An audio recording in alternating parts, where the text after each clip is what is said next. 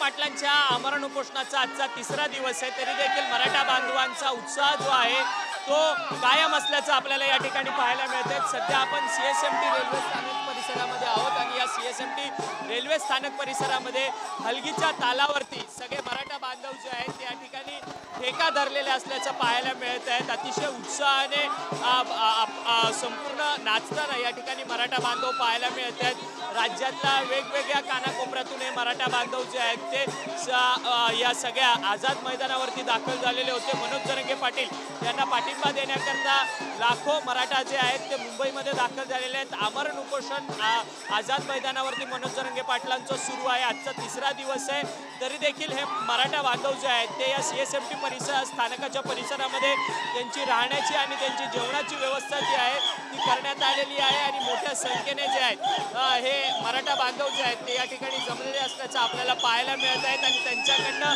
स्थानकामध्ये या ठिकाणी अशा पद्धतीने जल्लोष होताना आपल्याला या ठिकाणी पाहायला मिळत आहेत। आपल्या व्हिडिओ जर्नलिस्ट सिद्धेश अक्षय बंगडे, टीव्ही9 मराठी, मुंबई।